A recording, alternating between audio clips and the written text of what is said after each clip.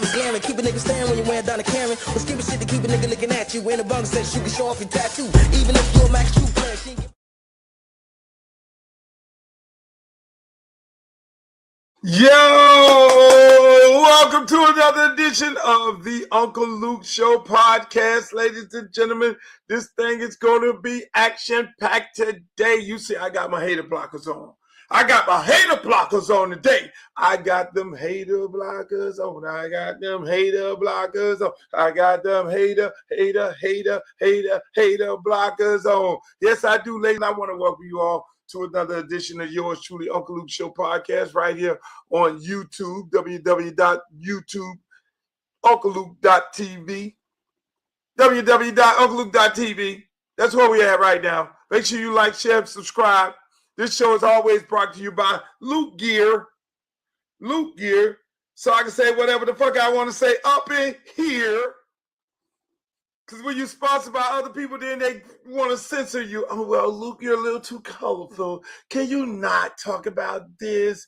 Can you not use so much profanity and all that? Nah, fuck that. We keep it blood raw right here. We ain't got no censorers up in here. And that's why you love it. We broadcast also on my X channel. That's WW, not what I'm talking about. That's Uncle Luke, Real One on X. We haven't figured out how to get on Instagram. That's Uncle Luke Real One on Instagram. You can follow me there. TikTok, Uncle Luke 305. Facebook, y'all always in the place. That's my fan club, my fan page on Facebook. I love it. Y'all fuck with me, and I fuck with y'all because that's what it's all about, people. That's all. That's what it's all about. I'm here in the theater, as you can say. You know, I'll be moving from location to location. I'll be outside one day. I'll be over there in the archives one day. Then I come up here in the theater, you know, with all the stuff up in here. You feel me? And that's just part of what you see back there. That's part of what you see. It goes all the way around the room. Accolades after accolades. But it's not about me. It's because you supported me. It's because of you supported my artists. It's because of you have always supported Luke Records. And you've been doing that for over 40 years. This is our 40-year anniversary, people. You might not hear people talk about it because they so full of hate. They don't want to talk about it. They want to talk about everything else but 40-year anniversary of Luke Records. We started hip-hop in the South. Just so you know. But we celebrating it here every day. But I'd like to welcome you all. I want to thank you because I know you could have been doing so many other things, but you tuned in and you came here. And you know, I just like to say this. I'll be out and about and I'll be all over the place and people always tell me, man, I saw the podcast. I saw the podcast. So that tells me, that inspires me to do more. They say, I saw it, I heard it. You know what I'm saying? You know, we're now on Podbean over there. You can hear the whole show and you can see it, and we're moving it from platforms to platforms. Soon we'll be on iHeart and all these other places, man. I mean, it's crazy. I mean, it is crazy. We have probably 8 different new platforms that we'll be on starting next week. And it's all because of you, because of the success of this show, and because you know, you're all right with me being blood raw. And I always give you a different perspective than what everybody else gives. News is news. We understand that. But there's always different perspective. There's always, it's coming from different places because a lot of times the information that you're getting is tainted with. Some people want a certain type of narrative to be given. And they want everybody to fall in line with that particular narrative. But over here, you're going to get something different each and every time. So we start off today, ladies and gentlemen, with some breaking news. We got breaking news today. One of my players, Ray Joseph, jumped in the portal. Nathaniel Joseph, breaking news, he jumped in the portal. Ray, University of Miami receiver, jumped into the portal. That's one of my receivers. He played for me at Miami Edison Senior High. And I did have a conversation with him. I did talk to him today. You know, what I normally do with my young players, and remember, man, I've been coaching since 2003, whether it was Little League, Pop Warner. Then I ended up going to high school. Coach Telly Lockett gave me my first opportunity to coach at Miami Central. We won the first state championship in the history of Miami Central. We did that. And so from that point on, I just kept coaching. You know, Telly Lockett went to the college, Chris Perkins in college, all the coaches in college. We have a whole bunch of kids that went to the league. Then I ended up going to the West, becoming defensive coordinator, then Norland, becoming defensive coordinator. Then I took over my own school, Miami Edison, and been there for the last 5-6 years. That's out in college, all across the country. They're doing their thing. Ray was one of the first classes, one of the first group of kids that's out there. You know, we got some kids that's in the league. We got a lot of kids in the league. We got a lot of kids doing big-time college football. Let me just say this. And I know a lot of people have been calling me up, asking me my opinion. I got a lot of people from the University of Miami calling me up. They just want to check my pulse. They want to check my pulse. They want to know how I feel about the situation, because at the end of the day, I am a high school football coach. You know, I had a great conversation with Ray, and the first thing I asked my players is this. I said, why, you know, why now? What did you, how did you come to this decision at this time? And when did you come to this decision? Now, we've been talking about it. I ain't gonna front. We've been talking about it. We always talk about, and I talk to all my players. That's what's important for a high school coach, to talk to all your players, where their mental state at, where they're at, whether they're starting or they're not starting. And we talked about it throughout the season. You saw he wasn't playing. He went in and said, okay, I wasn't playing the first 4 games. You know, you have to make a crucial decision, because if you play in that 5th game in the NCAA, then you'll burn a year. If you go out there for 1 play, you're going to burn a year. Now, if you come in playing the bowl game in these playoffs, that don't count. So Ray had an opportunity to be able to play in these bowl games right now. That wouldn't count against him for a year, because now we're on a whole nother year. So that was the big question there. Why now? You know, we talked about the red shirt. He went in and told the coaches, hey, look here now, remind you, this is a 4.2 GPA kid. He went in and told them, hey, look, don't look like I'm in your plans. I ain't playing the first 4 games. You know, I understand this is a business, and, you know, I don't want to burn another year, because if I burn a year, then it'll be, I only have 1 year left. So I know that fans are going to be like, they're going to fan it. But when you're a parent, when you're a coach, when you're a player, you got to make a crucial decision at that moment. Would another college want a player that only has 1 year left? Would a college want a player that has 2 years left? I think it's more beneficial for a college to take a player with 2 years left on his clock versus 1 year. So he had to make a business decision early in the year. He wasn't being used, and so he wasn't in the game plan. I mean, people tried to create this narrative. It was him versus Malachi Tony, and that's not how football works. Yes, him and Malachi played the same position. Yes, Restrepo, he was playing behind Restrepo, and it was supposed to be next man up at that position. But when you play wide receiver, you play all 4 positions. That's why if you even look at Malachi, any other players that play receiver, they line up all over the place. When you go in the receiver room, you're supposed to learn all the positions, no different than the old lineman.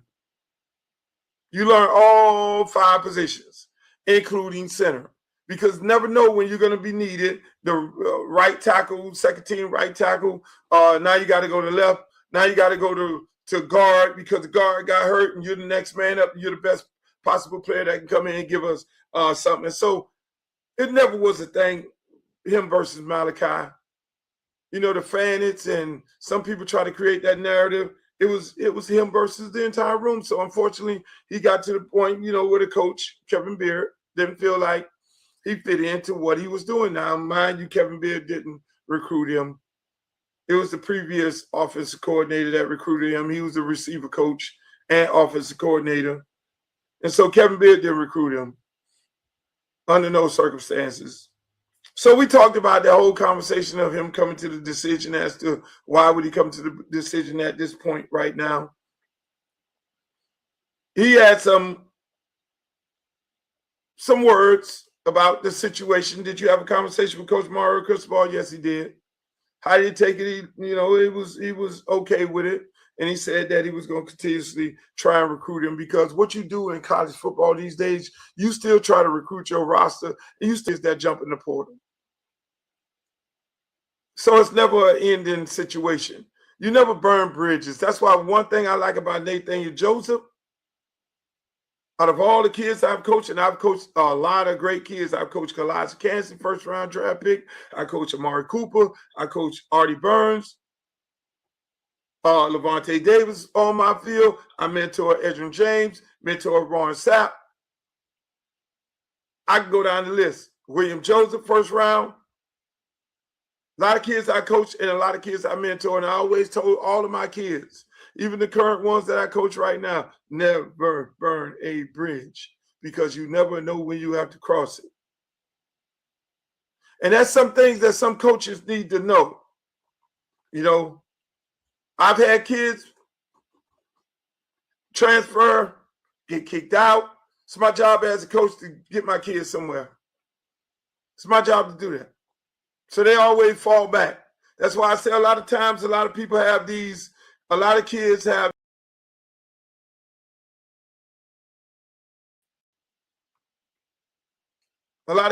these agents, and these agents ain't necessarily this new era of football.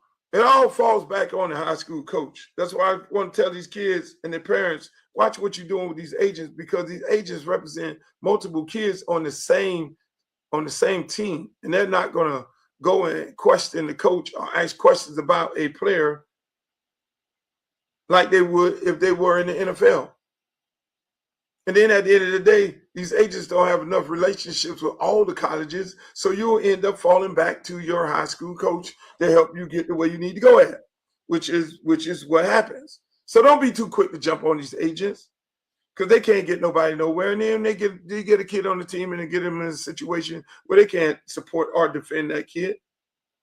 But in the case of Ray Joseph, I wish he would have did good at the University of Miami. I wish he had an opportunity. He never got an opportunity to play on the field. Since Kevin Beard got there, he never got an opportunity.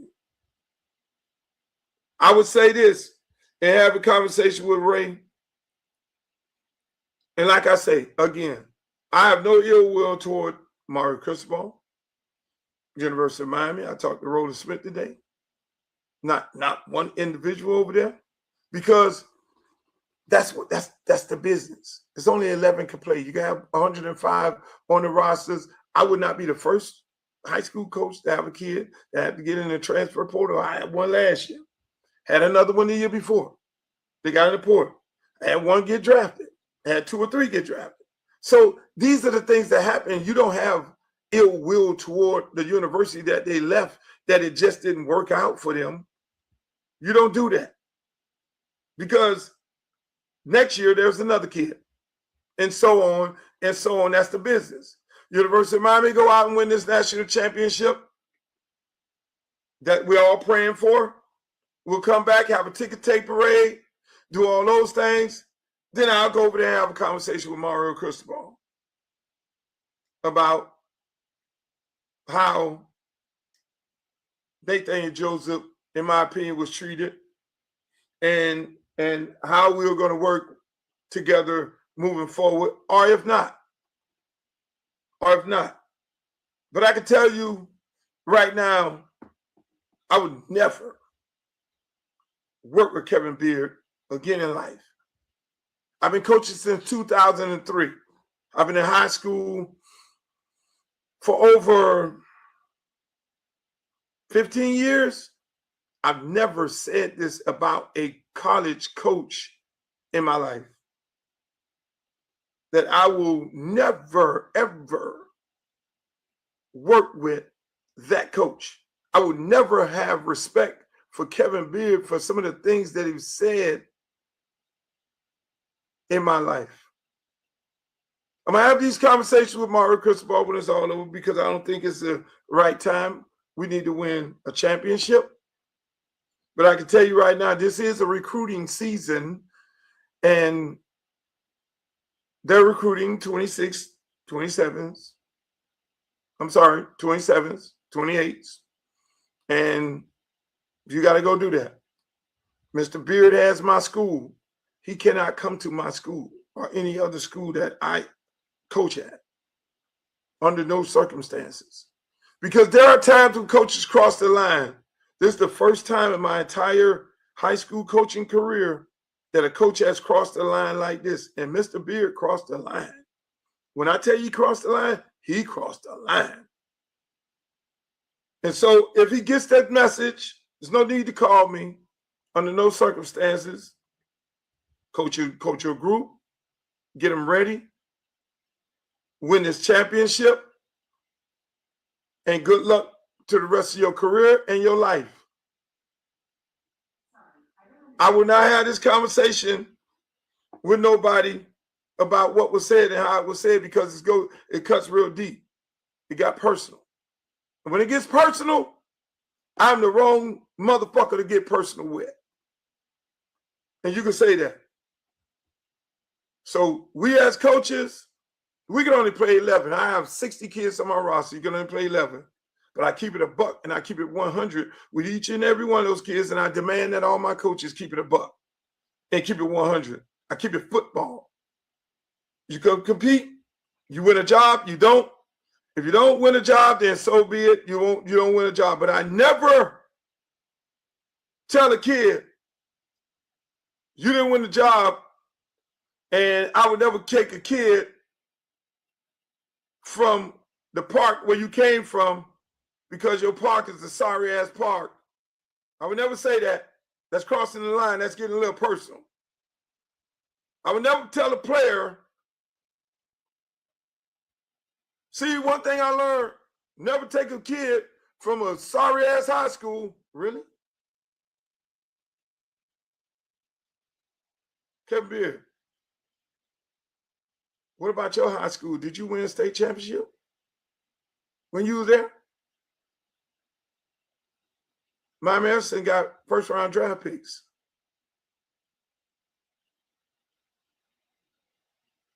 Miami Edison got players that got drafted. Miami Edison got players that play big-time college football. Miami Edison has arguably one of the best wide receivers in the history of the Miami Dolphins. That is Nat Moore. That's crossing the line, Kevin Beard. It's crossing the line when you say some shit like that. And there's more, but I'll wait. And I'll have that conversation. Life goes on. Life goes on. Everybody be all right. My phone blowing up right now. I got tons of coaches calling up looking for the services of Nathaniel Joseph.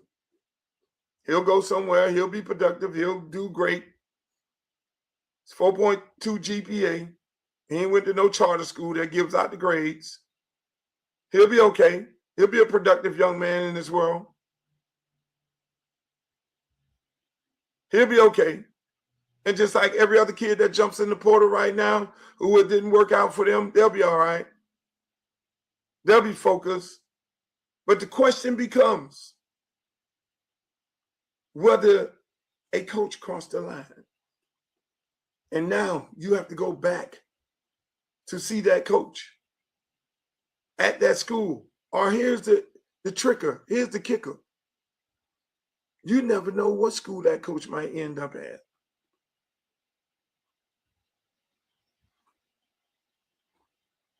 He may end up at one of them schools where you feel like all the best players come from.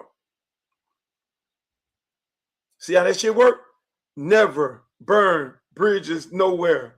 So moving on to burning bridge. Texas A&M O-lineman has some choice words for Rueben Bain. Now, Rueben Bain is my firecracker guy. I know Rueben Bain since he was a baby. Mom and dad, no dad, big bangs. I go get all my fireworks every year from Baines. That's a kid of our community.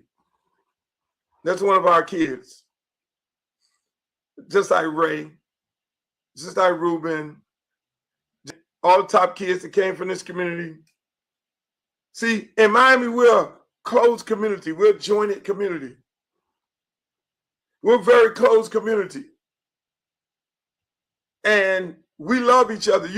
We try to beat each other brains out when we're playing against each other. Our kids are going to compete against each other, but our kids and our parents have a mutual respect for the game, and they have mutual respect for what us coaches do and what we go through, and we're all solid together. And it's another thing.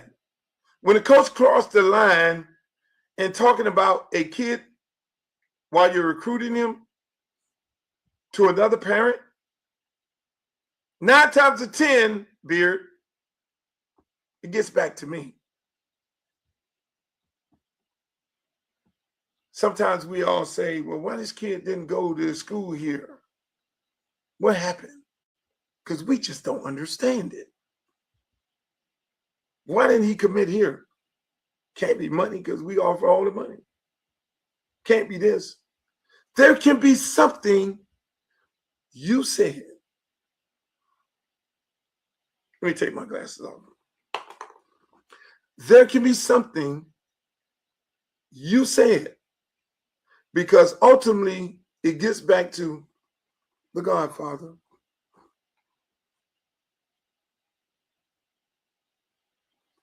Hey, Mom, why did you go to the school we all love? But Luke, let me tell you this. This is what was said. We'll discuss that at a later time and a later date. But for right now, we're talking about a burning building. Texas A&M offensive line coach, you want to talk shit about Rueben Baines? Let me just say this. Rueben Baines going.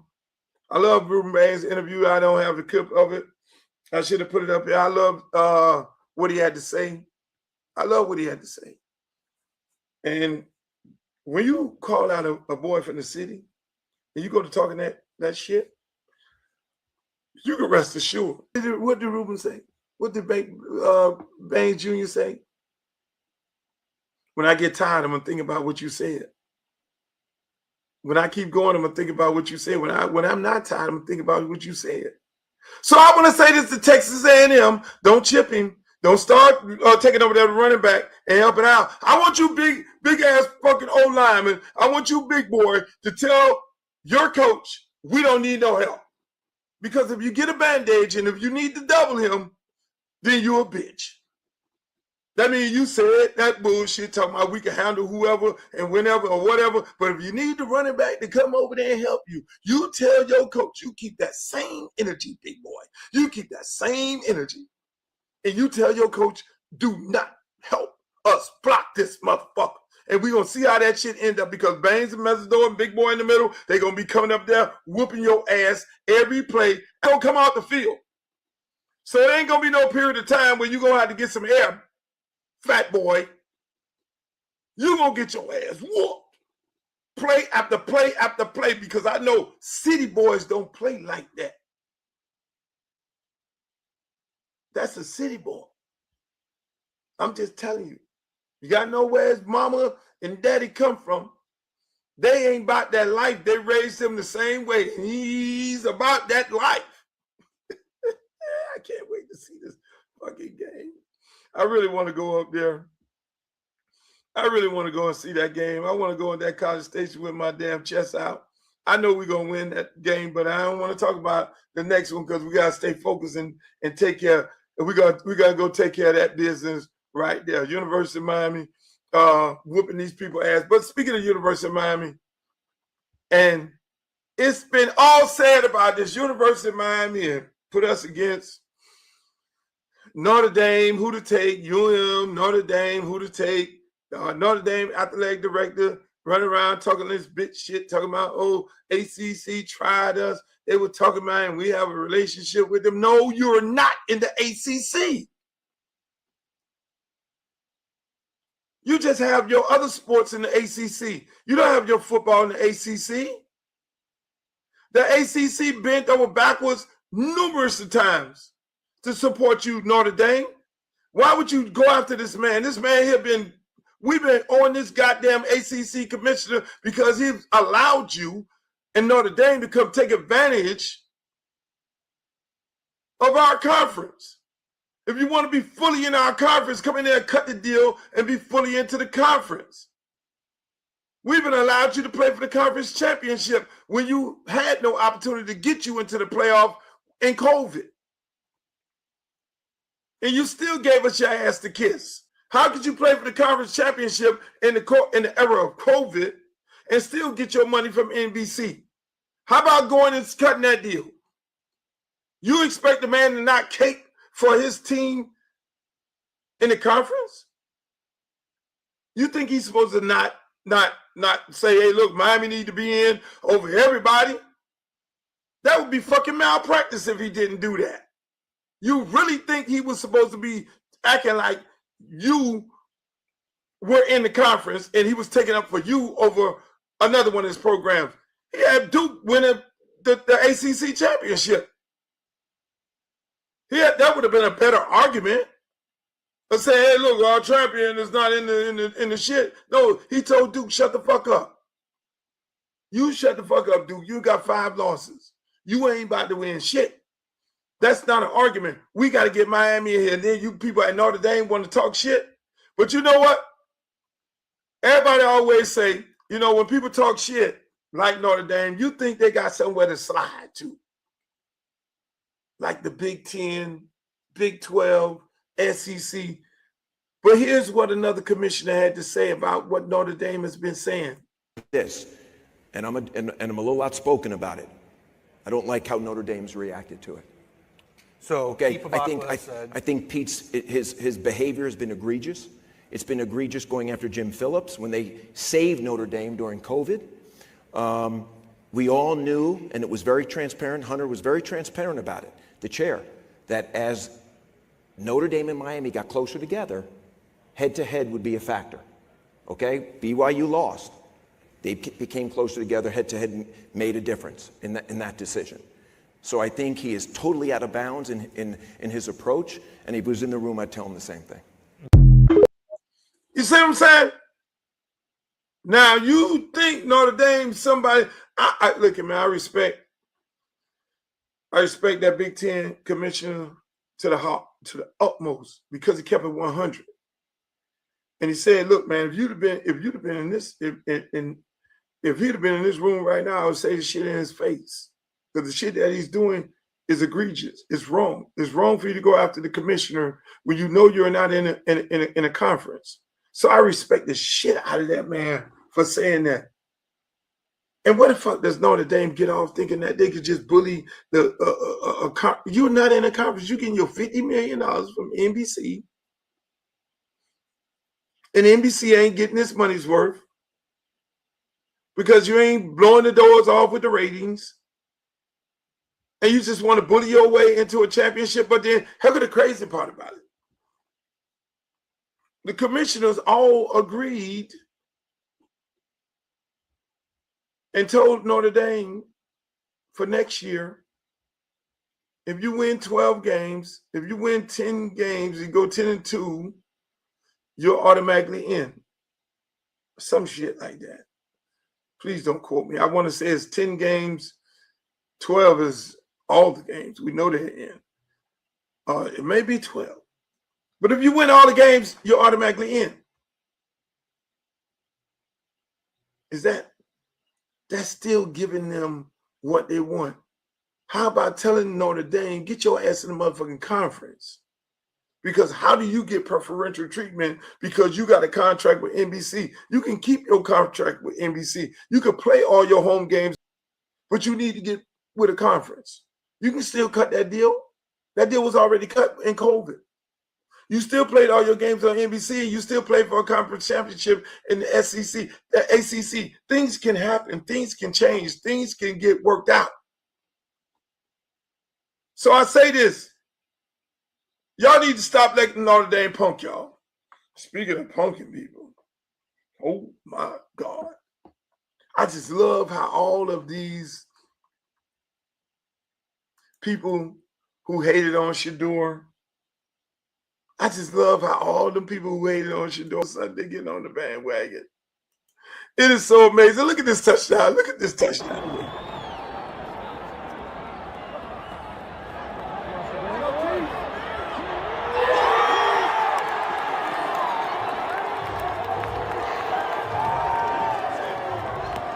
Dropped it in the bucket and then talk shit to big guy. Then talk shit to big guy. Big guy was doing this all day. Big guy get a sack on Shador. He doing this. Big guy do this. They get one interception. Big guy doing this. Big guy doing this the whole day. And then Shador come back, drop that motherfucker a dime in the back of the end zone. Or you should have seen the pass. It was a dime. A 5th round pick. Making those type of throws. You saw the throw that he threw to Jerry Jeudy in the alley. You got guys that's been in the league 100 years can't make that throw, can't make that decision, can't go through the progression to be able to make that throw. We knew this young man was special. We knew Mel Kiper even told you he was a 1st-round draft pick.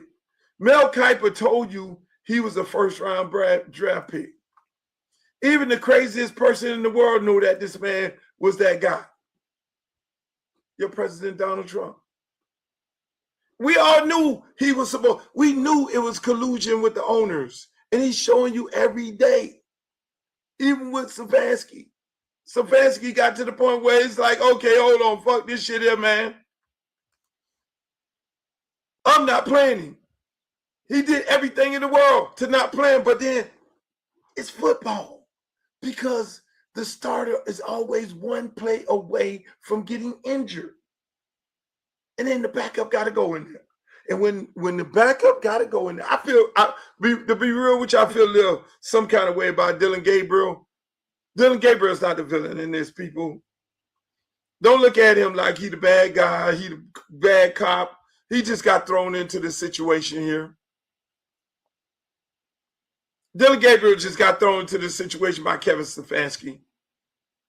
He got put in this. Most rookies sit down and watch the game. Stefanski threw Gabriel out there and used him as a sacrificial lamb because he knew.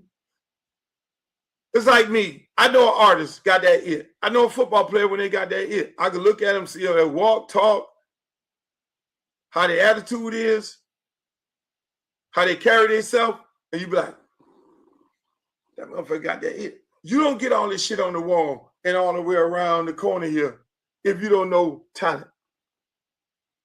You got no talent. You can like it or not. You got no talent. You can like the music, you go not like the music, but you got no talent. When you've coached multiple 1st-round draft picks like I have, Pro Bowlers, all kinds of shit, Hall of Famers, you got to have an eye for talent. Everybody in the NFL, Mel Kiper has an eye for talent. That's why you have to pay for his list. That's why he's the best at what he does. He doesn't go out there and ruin his reputation and say Shador Sanders is the best quarterback in the fucking draft. He doesn't do that. And say he should be drafted in the 1st round and he should be the 1st pick drafted. Mel Kiper don't do that. Because then Mel Kiper reputation will go in the garbage. But right now, Mel Kiper looking like a genius. We all get ready for Mel Kiper, who the fucking next guy is. Because you called it like you called it all the time. Now, Mel Kiper, granted, he's missed some. But come on, man. Tom Brady had something good to say. We always wait for Tom. All the top quarterbacks who played this game, all the Super Bowl winning quarterbacks have came out and said, this kid got that hit. He that guy. Man, I ain't say nothing because I was just listening to all the experts say something. All of them. All of them. You got St. Louis, the Rams Super Bowl winning quarterback come out.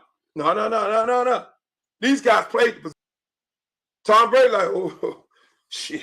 I ain't know I raised this kind of guy. Because Tom Brady was his mentor. Tom Brady was the one trained him. Tom Brady was the one there. That's why we all sat up there and scratching our head. What the fuck? Tom, you over there running the goddamn, you running the Raiders? Y'all need a quarterback? Gino, I love Gino. Gino on his last leg. I mean, that'd have been the perfect person to sit back and watch how to be a quarterback, Gino. I mean, goddamn. This would have been a perfect situation for him. Y'all passed him 7 times? Everybody else passed him 5 times. The Raiders passed him 7 times. Hopefully there's a way. I think the path of getting out of Cleveland is Deshaun Watson coming back, being the starting quarterback. Cleveland lost a lot of picks when they built everybody else's team. They lost a ton of picks when they got Watson. Maybe they could now deal Shador, get a ton of picks back, and Watson be their quarterback because they're on the hook for $45 million. They can't get away from that. Ain't nobody finna get that. Ain't nobody finna assume that. And he represents $90 million toward the cap. So they can't run from that. So the best thing for the Cleveland Browns to do is to deal Shador Sanders at the end of the year and try to get some picks back. And have to live with Deshaun Watson for another couple of years. Hopefully he be the quarterback that he's supposed to be. Stefanski did this. He put himself in this situation. The Browns put themselves in this situation. But the good part about it, the Browns, you need to look at the bright side of it.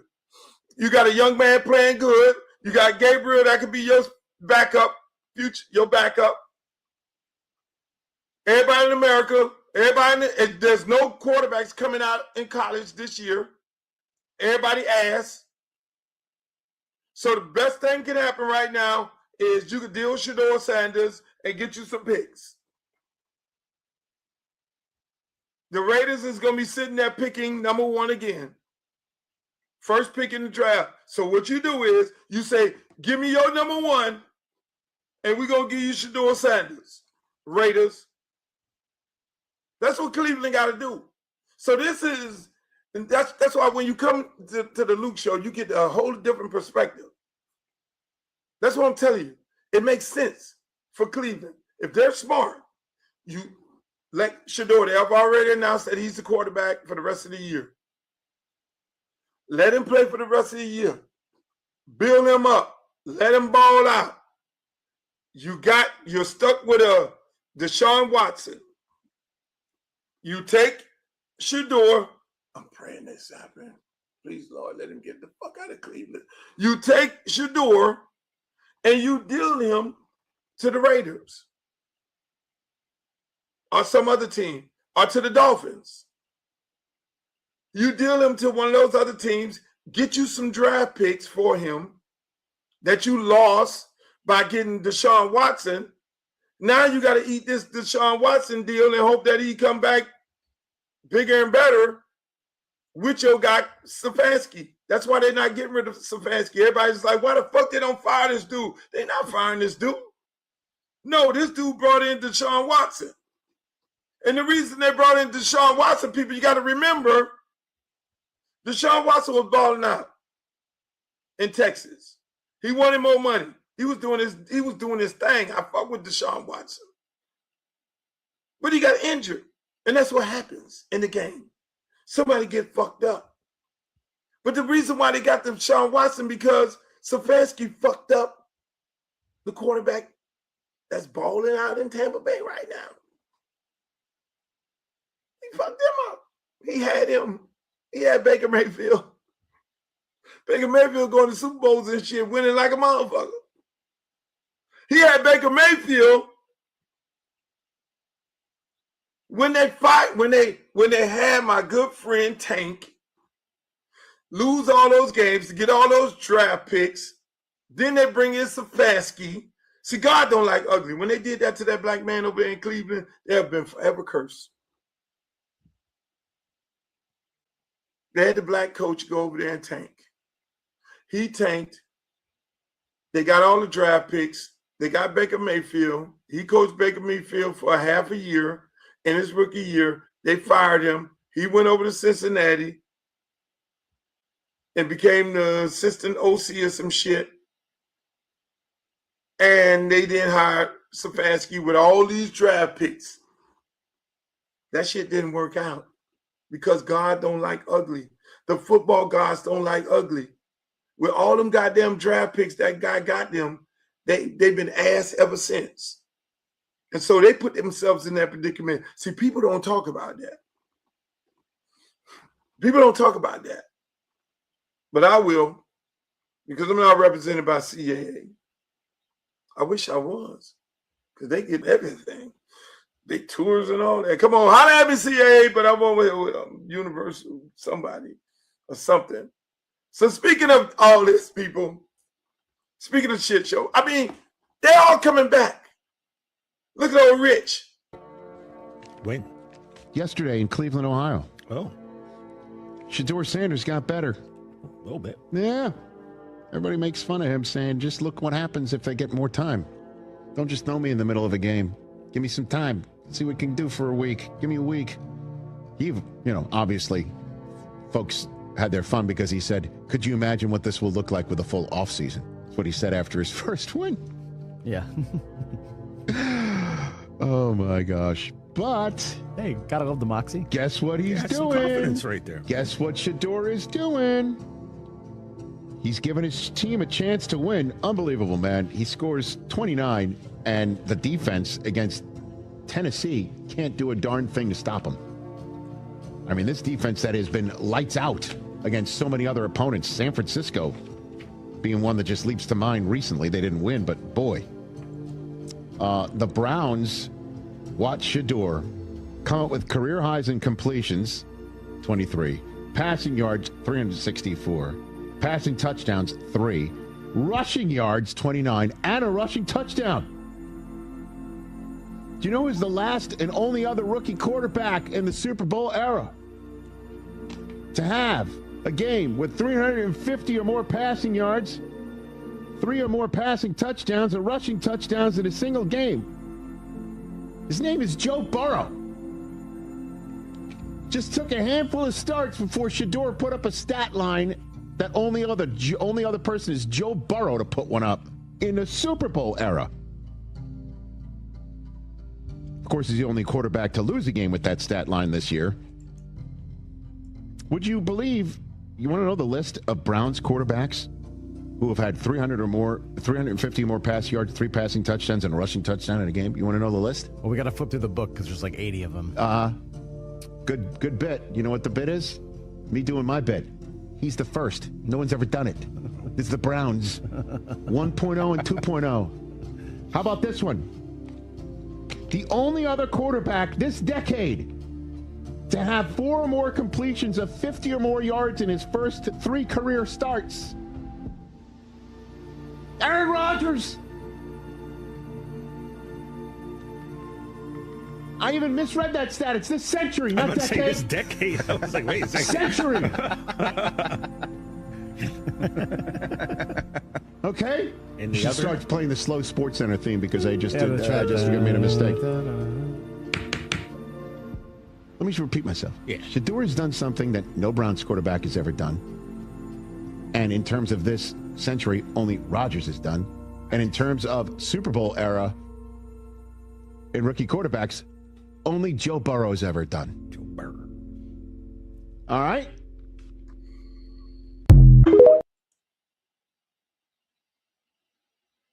You hear them numbers. Do you hear those numbers? I could have just wrote this shit down and read it out, but I let Rich Isaacson tell you because some of y'all have a tendency of not believing a black guy when a black guy telling you something. So I let the white guy do it. Rich, shouts out to Rich Isaacson in the Rich Isaacson Show. Make sure y'all go check him out. But you heard them numbers. This is the 5th round draft pick. This the guy who Dabo, who got fired, talked all kind of shit. This the guy who they made up all these lies about. This the guy who in the preseason, the offseason, he was throwing to the garbage man because nobody, the coach in Cleveland wouldn't let him throw to a receiver. He had to go over there on the side and throw it to trainers and throw it to equipment people and shit. This is the guy who had to go around the corner to the park and find somebody to throw the ball to because they wouldn't even let him touch nowhere near the football field. But then he go into the game and he does what? Light that motherfucker up. Because you know what? He came from a family. He came from a dad who understands adversity, who understands politics. And they've navigated that motherfucker to the Cleveland media. Cleveland media is the worst. They're even worse and toxic as their team.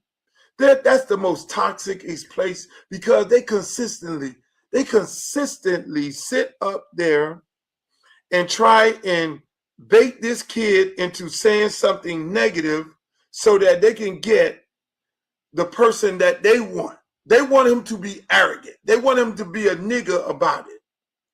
They want him to say something negative about the coach. They want him to say something negative about the program. So they keep poking. They keep framing. They sit there and concoct their questions to try to get the angry black man out of this young man, but they don't get it. So he beating these motherfuckers on the field and in the media room. And unfortunately, he has to go do the media because the NFL, according to NFL rules, they will find him. But I could guarantee you, if he didn't have to go in there, he wouldn't be fucking with them people because he know what he's going in there into a toxic situation with a bunch of white people sitting in there trying to poke at him to get Farrakhan out of him, to get Malcolm X out of him, to get the angry black man out of him. And see, this is a lesson for everybody, for brothers and sisters. It ain't all the time where you gotta understand, this is the way of the world. This kid is teaching you all a great fucking lesson as to how to deal with the devil, because the devil is always working. And the first thing they get us on, why we don't get the big job, he's an angry black man. So y'all call certain white people who don't like black people, y'all call them rednecks and KKK. Well, I can tell you one thing. They look for the black necks. They look for the angry black man. The angry black man always ends up not reaping the rewards that he needs to reap because the white person pokes and pokes and pokes and pokes because they know they can't beat you on the job. They know they can't beat you on the field. They know they can't beat you in the workplace. But if they beat you by bringing out that angry black person, that's how they get you. And nobody wants to fuck with you. You could be an angry white person. You could be an off-the-cuff, say what the fuck you want to say, black person like Donald Trump. You could say that because he's white. That's white privilege. But when you come off the wrong way as a black person, they forever throw your ass in the cellar. And they've been trying to poke this kid every day. We see it. We see it, Mary Kay. We see it, Cleveland media. We see it every day. And at some point, y'all need to leave it alone because y'all keep talking about Stefanski. You motherfuckers is just as bad. You think we don't see this? Other people are now picking up on it. Speaking of picking up on it, Donald Trump and the Somalis.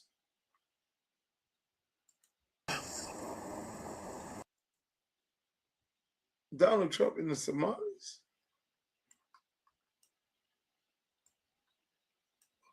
Everybody who voted for Trump, I will vote Donald Trump. I will vote Donald Trump. And now this is what you got. I'm going to do one last message before I leave. Listen, if you are a Miami Cuban or Venezuelan or Colombian, it doesn't even matter. Any Latino that voted for Trump, I need you to pay attention because this is a pass or fail exam. Today is election day for your Miami mayor. And Eileen Higgins is the person that you need to vote for. Please understand that Trump hates your guts. He doesn't like you. He wants you gone. He doesn't care that Cubans are the largest Republican voting bloc in the state of Florida. He doesn't care about that at all. In fact, he wants you gone. And not only does he want you gone, but he wants people already with green cards gone. Isn't that amazing?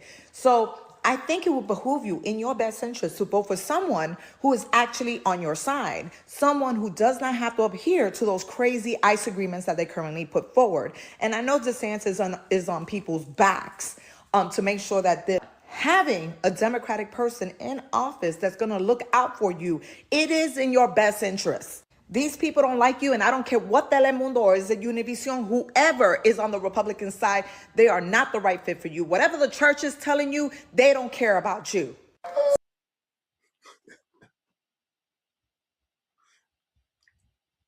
Everybody done fucked around and found out. Latino lady, you see her house? She got a nice, pretty house. I'm looking in the background. This lady living in a nice, beautiful house. She looks like a fucking Republican. She looks like she gets the tax credits that's available from the Republican Party. But them tax credits ain't shit if your ass got it fucking picked up by ICE. Them tax credits ain't shit if you got picked up by ICE. She fucked around and found out. But in the news flash, Eileen Higgins did win. Congratulations to Eileen Higgins. Congratulations to the new mayor of Miami, or the city of Miami. Congratulations to her. She's a beautiful lady. Eileen, Miss Higgins, y'all give her a round of applause. Miss Mayor Higgins, the first non-Cuban mayor in the city of Miami in over 30 years. In over 30 years. First white lady, city of Miami. I played that clip from this Spanish lady with the hopes that Latinos did get it. Now here's it all break down for you, which is gonna be harsh for some people in Miami. Miami has always been blue. We just turned red. Miami, Broward, Palm Beach, it's always been blue. This notion, and the lady did say some nice, cute things, but Cubans are not the largest voting bloc in the state of Florida. Black people, white people are. Then it's black people. So she did make a little mistake there. They're a major voting bloc in Miami-Dade County. But here's something that most Cuban people don't even realize. They've been gentrified too. They've been moved out of the city of Miami. City of Miami is not a Cuban-dominant place anymore. They've lost that. Cubans is not the stronghold of the city of Miami anymore. Their elected officials sold out to the developers, just like everybody else elected officials did. So it's all these foreigners, people from all over the place, they occupy Miami. They live here. Half of the people don't even live here. But the people in Coconut Grove, they ain't going nowhere. And that's where most of our votes came from. The people of downtown, that's what, they ain't left nowhere. Them people over there in over on Biscayne Boulevard, they ain't left nowhere. They still in their houses. That's where our votes came from. Everywhere else, the developers have taken over. And so they've erased a large part of the Cuban community. Southwest 8th Street ain't Southwest 8th Street like it used to be. Hell, the county mayor is a white woman. She's not Hispanic. She's a white woman. So the dominance of Cubans running Miami-Dade County, they've been gentrified just like blacks. But unfortunately, us blacks can't go nowhere, so large population of blacks are there. That's why Eileen Higgins, what she did was went over there to the black folks and said, black people, I need y'all support to win this. And she won. Now, I got a lot of Cuban friends, a lot of Cuban politician friends. I love them to death. They do good shit. They do all that. But at the end of the day,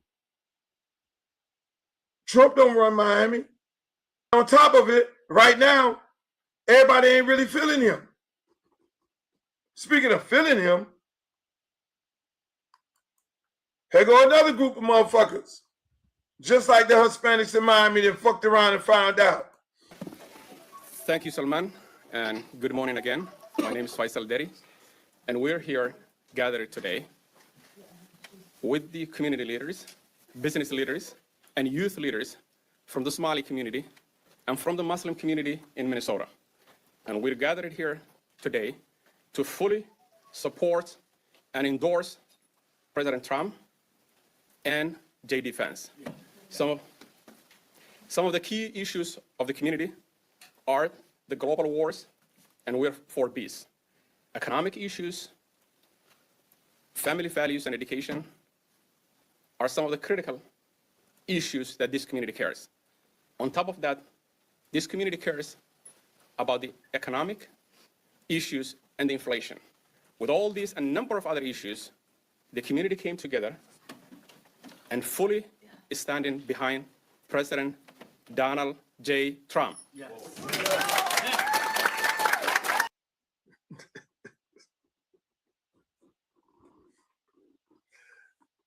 And what the fuck this?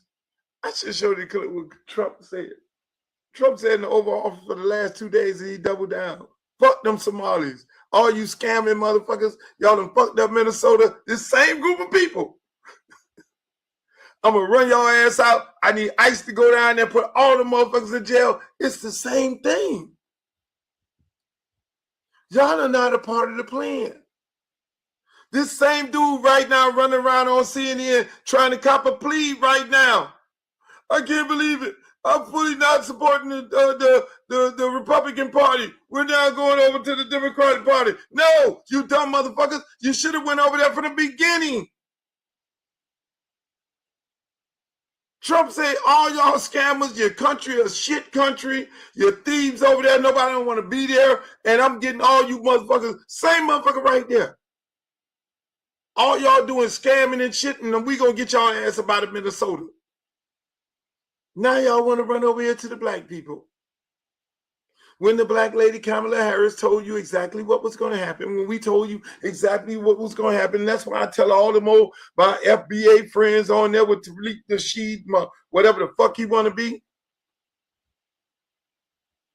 All y'all got the same issues. Trump ain't fucking with y'all. And then another day later, what Trump say? Shit, all them black people, I vote with the black people, they voted for me. Yeah, Trump got 17% of black men voting for him. Trump know he can't erase black people in this country. Trump and Bannon and all the rest of them know that their only success with black people is to try and divide us and conquer us. That's why they got these FBA, fake-ass FBA dudes running around on social media. But even them black folks who did vote for Trump, they realizing too they got screwed because they thought they was going to get a check. They thought there was going to be opportunity. They thought there was going to be some better living under Trump. No, Trump just said, I ain't fucking with y'all because you can't fuck with black people. They can't fuck with black people because we deep in the military. Even though they're trying to get rid of all the top generals and shit, black generals, they're trying to get rid of them, low-key trying to get them up out of there because they ain't finna follow no goddamn orders anything against the United States of America. They ain't finna do it. They ain't finna do it. They'll fucking retire and get their motherfucking check, their pension check, and going on about their business and come back with the next administration. That ain't happening. We deep in the military. We deep in the police department. Y'all ain't deep like us, bruh. Around the country. So you want to shit on the black woman It's not about us. It's about y'all. They want this thing back like it used to be back in the 60s. Black and white. Black and white. Black and white. And that's why y'all consistently fuck around and find out. So speaking about fucking around and finding out, Somali community, you go to Minnesota, there's some fine ass Somali girls. They tall and got that black hair and shit. Beautiful, absolutely gorgeous. I don't be there long enough to know if they fuck with brothers or not. They might get kicked out of their own community if they come home with a brother of fucking around and find out. I'm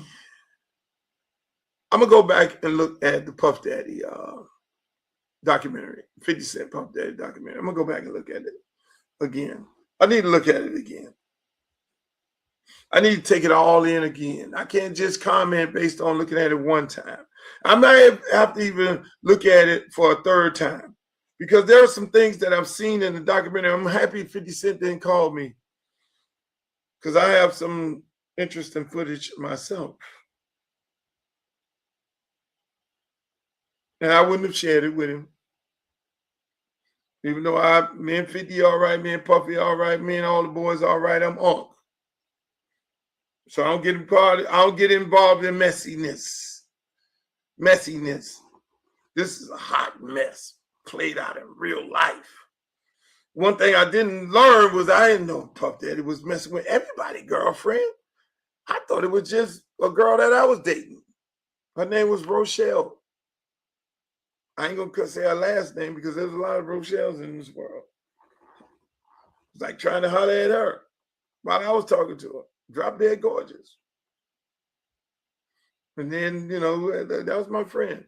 If that had been my woman and another dude was trying to holler at my woman, that was my woman, then that would have been a problem.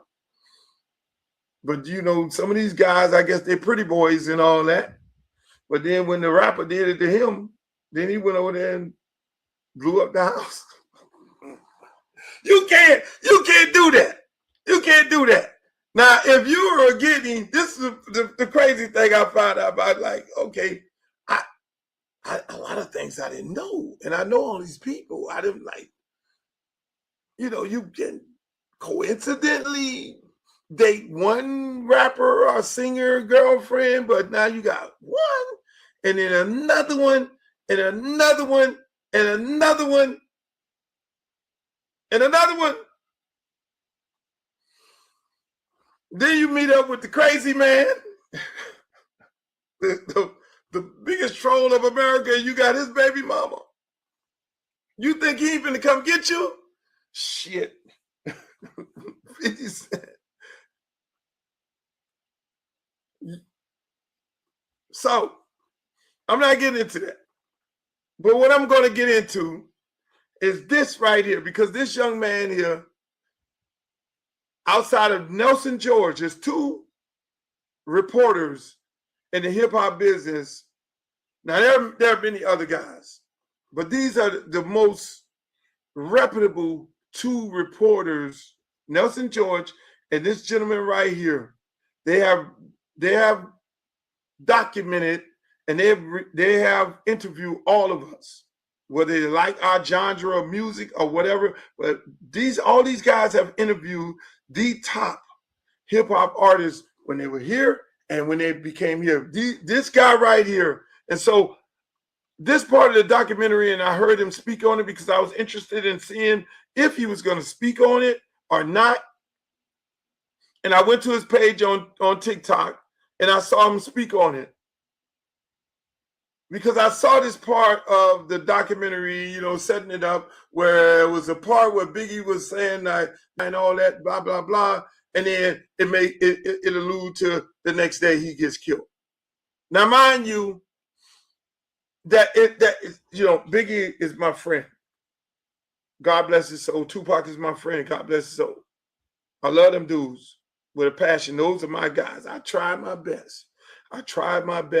To put out the beef because I know where it was going to end up at. I know each one of them wasn't going to then do something to each other, but because I knew it was going to be the outside forces or the outside people with bad intentions that was going to do something, and everybody else was going to profit off of it, off of this, or somebody would be like, you know, it wasn't going to be them too. It wasn't going to be them too. So I'm looking at the documentary and I'm seeing how things play out. Okay, that's why I got to go back and put 2 and 2 together. But there's the one piece that I found very interesting in here. You know, like I say, those guys are my friends. I sat down with Pac and say, kill this shit, boss. And I sat down with Biggie. And, hey, look here, man. Biggie ain't want no parts of it. Pac ain't want no parts of it. So I thought after I had talked to both of them that it was a dead issue. See, they won't interview me because that's what I'm going to say. And it was a dead issue. That's why everybody felt so comfortable. You know, maybe they were talking to other people, I'm pretty sure, but everybody felt comfortable that it was an issue that was nipped in the bud. And so I say this to say this, people. You know, I love both of them brothers, and I hate this to this day to see them going. That's why when you look at the documentary, you saw me in the documentary, people sending me pictures like, that was you. Like with a stress patch in my head. I don't know what I was stressing about at that time. And I was at Biggie's funeral. Because I love both of them brothers. Love both of them. I mean, when you look at, you go pull up pictures right now today, Pac went around with a Luke bandana on his head. Pac had the bandana. I ain't telling him to wear it. Give me that bandana. Pac wore the bandana all kind of way on his head, around his face, all that. Biggie, same thing. Come to my condo, hang out with me. We talked. We did music together. One of the greatest lines I ever heard. Biggie bag bitches from barbecues to bar mitzvahs. Don't use the lips, cuz. Deep throat on Luke boat. When the moon rises in our eyes is just the way players play all day, every day. Luke and Biggie. I had an opportunity. We were friends before we even worked together. But this part was very interesting. And I had to go to this young man page to find out what it was. And y'all need to check this out. So when you go back and look at the documentary, you know, there's some interesting things and some interesting narratives that's being painted. One moment in the Diddy doc. That's how real it is. I think somebody's trying to kill me. I'll be waking up paranoid. I'll be really scared. I just be paranoid. So I did that interview. He's talking to me. The doc places this right before Peterson Auto Museum, March 9th. But you know what? We did that interview on the first album. That's him talking about the street, not the game. That's him talking about, I'm afraid of getting knocked off on the street. The first time I interviewed him, we were sitting in the hallway of his building, and if anybody started walking up, somebody from the crew would go down with a hammer. Who's that? Big said to me, I am afraid of the street.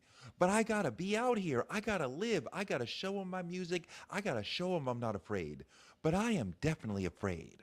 But the doc makes it like that bite about his fear relates to the Big Pac situation and his fear ahead of going to LA.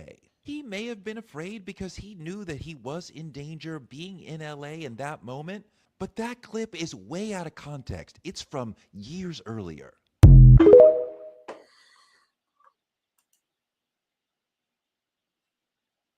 See what I'm saying?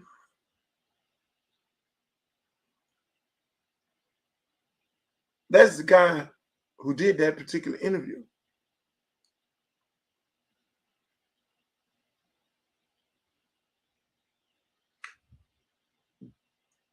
That's why I got to go back and look at this show again. Because I want to say this. It's not, I'm a storyteller. That's what I do right now. I do documentaries. I did Freaknik. We did Warriors in Liberty City. We did other docs. I got other docs that I'm getting ready to do, books. We storytell.